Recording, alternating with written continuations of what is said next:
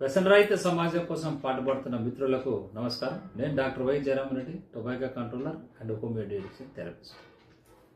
Smoking మారడానికి రకరకాల ప్రయత్నాలు చేస్తుంటారు. అయితే ఈ వీడియోలో అమితాబ్ బచ్చన్ గారు స్మోకింగ్ను ఎలా వదిలేశాడన్న విషయాన్ని మనం చర్చిద్దాం.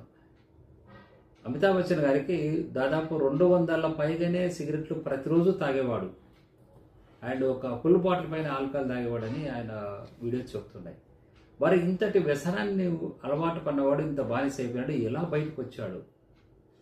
బయటికి రావడానికి ఆయన ప్రయోగించిన 3 విషయాలు ఆయన చెప్తున్నాడు. ఫస్ట్ది వచ్చేసి తక్షణ నిర్ణయం తీసుకున్నాడు, ఇమీడియట్గా నిర్ణయం తీసుకున్నాడు ఒకటి. రెండవది వచ్చేసి ఆయన వ్యక్తిగత ఇష్టం, ఇది ఎవరో చెప్తే కదా, ఆయన వ్యక్తిగతంగా నిర్ణయం తీసుకున్నాడు వదిలేయాలని. మూడవది వచ్చేసి గతంలో పూర్వంలో జరిగిన ఆయన ప్రమాదాలు, అంటే హెల్త్ ఇష్యూస్, స్మోకింగ్ ఆల్కహాల్ వల్ల, ఈ 3 నేపథ్యంలో ఆయన స్మోకింగ్ కానీ ఆల్కహాల్ కానీ తక్షణమే వదిలేశాడు. ఆయన బ్లాగ్లో ఏం రాస్తున్నాడంటే మనం ఒక్కసారి కూడా అది కూడా మనం ఇక్కడ మెసేజ్ గమనించవచ్చు మీరు కూడా. అమితాబ్ బచ్చన్ గారు ఏం చెప్తున్నారంటే ఆయన బ్లాగ్లో, మధ్యలోనే ఆ మత్తు పానీయం ఉన్న గ్లాసును ఒకేసారి పక్కకు విసరండి, అదే సమయంలో పెదవుల దగ్గర ఉన్న సిగరెట్ని నిలిమేయండి, అంతే సయోనారా. అంటే సయోనారా అంటే బాయ్ బాయ్ అని చెప్పడం అన్నమాట. సో ఈ అలవాట్లు తెగించడానికి ఇదే ఉత్తమమైన మార్గం.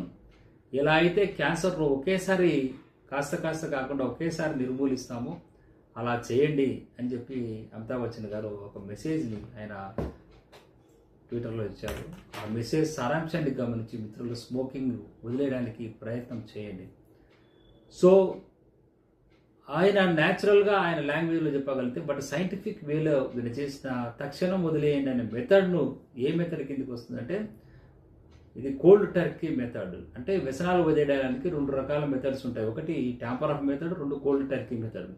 కోల్డ్ టర్కీ మెథడ్ అంటే ఒక డేట్ ఫిక్స్ చేసుకుని ఇమీడియట్గా వదిలేయడం, బట్ డేట్ కాదు కానీ ఆయన తక్షణ నిర్ణయం తీసుకోండి అని చెప్తున్నారు.